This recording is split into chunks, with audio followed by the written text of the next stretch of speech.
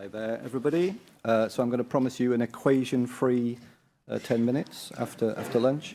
And I can see we're going to have a bit of a competition of the benefits that we can offer. So the startups are going to compete for all the brilliant minds and the folks. So there was a fantastic presentation for our friends at Facecraft. Do you get free beer at Facecraft? Okay, I'll leave it there. Okay, so I'm Ed. I work on the business side of things, but I have some brilliant technical colleagues in the room to answer all the hard questions. So I'm not a quantum physicist or theoretician. I come from a classical kind of engineering, system engineering background. I've done a reasonable tour of duty in cryptography, so 15 years in kind of serious enterprise cryptography, and then come into quantum. And that makes for a really interesting time to see the kind of bun fight between physicists and cryptographers, and who's got the biggest ego. So far, the physicists have it. I think that's my experience so far, but there we go. Okay, so let me get through the slides. Okay, so the inevitable corporate introduction slide. So we are a company spun out from the Cavendish Lab. We are well funded by both VC money, and we have some nice UK government projects. We also have some partners. I didn't get the logos on quite as nicely as our friends at Facecraft, but we have some projects with companies like Cisco, BT, and Airbus. And our founder and CEO, Carmen Palacios, is a PhD graduate from Cavendish. Starting to offer up the benefits of working for New Quantum. We are a multidisciplinary team, and I think that's really, as an employee, that's really important. We have this kind of fusion of lots of different expertise across lots of different disciplines, and that's makes it a really kind of vibrant place to work. And I think that the mission for our company and many other startups in quantum is taking that kind of academic excellence and starting to infuse commercial sensibilities and engineering sensibilities towards solving some hard problems. We are also hiring, flash on the corner, and I'll come back at the end and tell you some of the positions we have and some of the projects that we have going and potentially coming up in the future. Okay, so the question posed is about, or we're saying that quantum networking might be here sooner than you think, but maybe we need to start off with a definition of what the hell is quantum networking, because you can say the same words to three different people and they'll all have three quite different ideas about what you're talking about. So we see there are applications across computing, across communications, and across sensing. Our bet at the moment is that the most vibrant market, the market where the money is in computing, but the kind of nice fact is that if you solve some of these hard problems, you can apply them to different use cases. But at the moment, our focus, the direction of the business is specifically networking, quantum networking for computing.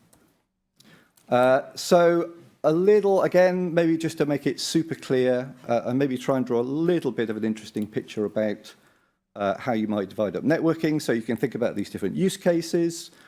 You can also think about the media that we're going to try and connect things that we're going to engender entanglement in, and also the distances. So we're going from kind of millimeters to tens of thousands of kilometers. So there's a broad canvas to play on here, and the dotted box represents our initial area of interest. So networks to address distributed quantum computing, at data center scale, so from kind of rack to rack to maybe 100 meters inside a data center, and in fiber. Okay, so if we have a network, what are we actually going to connect? So the things that we're interested in is qubits, and the matter qubits are the ones that are first most accessible to us in terms of things that can natively emit photons, or you can have some transduction to get photons out.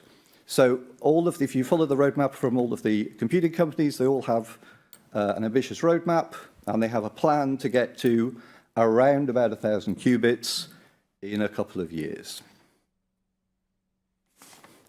So 1,000 qubits, 1,000 physical qubits sounds pretty impressive, but we have this overhead in terms of the relationship between physical qubits and logical qubits.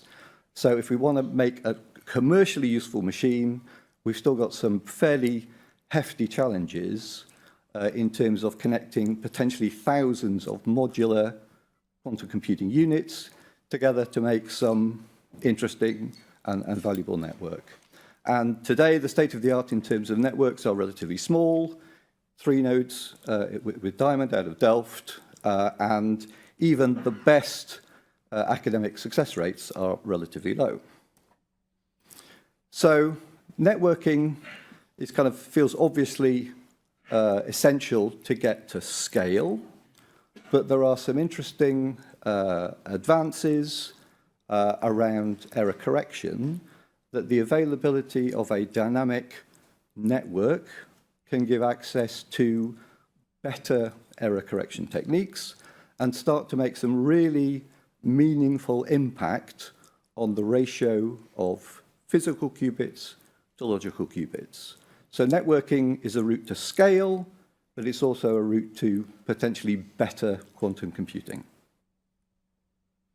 And then the kind of hockey stick graph, which is what everybody likes. This is the kind of reverse hockey stick graph, so the hockey stick is a bad thing in this case. So if we think about, if we just try and apply resources to making a better single-core computer, things get very hard at a certain point.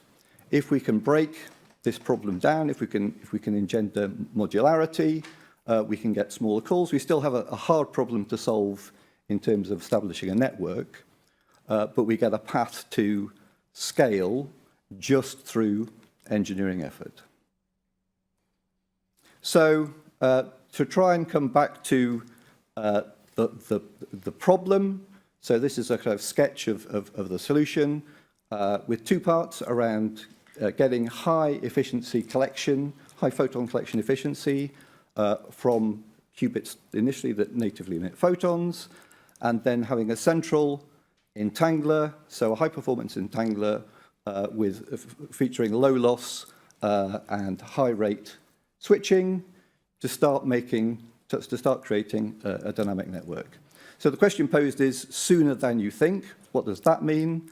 So we already have 3 UK government projects assigned directly to this problem, 2 on the photon extraction piece, 1 on the central switching one, and we have another project coming up, which is going to apply a lot of resource, a lot of money, and also needs a lot of new people towards accelerating a solution to this problem. So we think in 2 years, with this increased effort, we can show some real progress against this problem. And then the inevitable details of why you should come and work at New Quantum. So I think it really is about fusing this scientific excellence with engineering discipline. It's a great place to work. It's genuinely diverse. So we have 66% female representation on the executive management, and it's getting towards 50% for the whole business female. We have some excellent partners. We are not a bunch of physicists. We have a focus on market problems. So actually trying to apply ourselves to solve things which will be for the good of society. Multidisciplinary, growing quickly, and we have an Italian coffee machine. So we can, and also we've had an Italian intern with us to help us learn how to make really, really excellent coffee. So that's good. So there's a bunch of people from New Quantum here at the conference. So Claire de Gaulle, who's going to be on the panel next. My colleagues Lauren and Jessica are here, and maybe you have Harry Bostock as well. So in terms of positions that we have open, you can see there's a bunch there. We have expectation of some significant new projects to the business very soon, which will mean this list of positions will grow. We also love having interns. It's a great way for us to get new knowledge into the business. I think I'll leave it there. Thank you very much.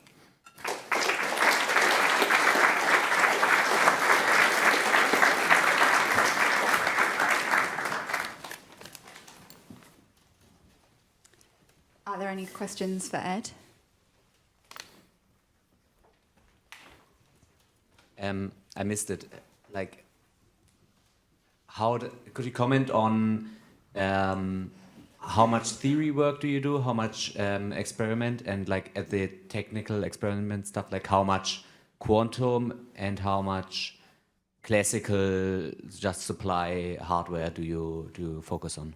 So we're on a route to make physical things around these two different domains around improved photon collection efficiency, which makes a huge difference to the kind of link budget for the whole system, and then the entangler. We have a fledgling theory team, and we've made some good progress, but we'll be recruiting more theory folks because it seems there's lots of value to be had in terms of the dynamic nature of the entanglement that can be established and the connection to better error correction. That's all theory work. And there's some evidence of getting really, that the combination of the dynamic entanglement can give you this maybe up to a 7 times reduction in the number of physical qubits to make logical qubits. So theory is important to us, and it's increasingly important. We will have 1 or 2 theory posts open pretty soon. I don't know if my colleagues want to add any. Yeah, I mean, in terms of the hardware that we develop, it is what you could call classical hardware, working hand in hand with folks who do the qubits. And as we know, qubits are also the most sensitive sensors we have around. So I guess you have to be, you have to understand the quantum side of things when you develop the hardware that we're developing, if that makes sense. Do you develop like detectors or photon sources, or what kind of hardware do you do? That's okay to answer? Yep. So it's detectors, active switches, and of course, you know, some cavities to enhance collection efficiencies with the shielding and everything that's... And do you need to cool your devices down, or do they operate at room temperature? It's a very good question. Under development. Yep. Yeah.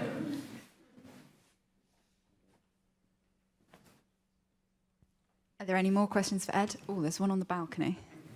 That's really exciting. You just have to shout it down.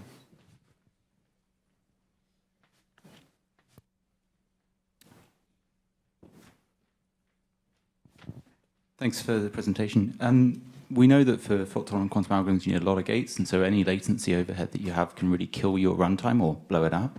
Do you have targets for what that latency overhead would be for a QNU? I get the luxury of pointing at my colleague Claire again here. So again, a very, very good question. I think for us right now, it's really about pushing the hardware to the limit and understanding what are the rates we arrive at. But of course, we're aware that, you know, the power of these long distance entanglement links will only come if we have the rates. So, yeah. Do you have like ballpark sort of what would be order of magnitude okay versus not okay? I mean, ideally, first of all, it depends on the system you're considering. But for trapped ions, say, we would like to be in the megahertz range, rates, and of course, there's different technical solutions to reaching those rates.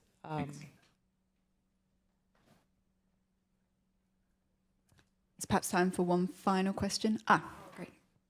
I just had a question about the different clusters that you have. So you said that you're going to have like interconnected clusters of QPUs.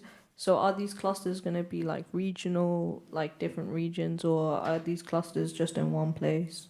So for us, initially, data center scale. So initially, qubits of the same type in the same place. Potentially in the future, qubits of different type in the same place. And then longer range connections. Obviously, if you can solve some of these hard problems, you get the high speed, low loss switching, you get the efficient photon collection. All of those things could be applied to longer range connections, potentially between data centers in the future.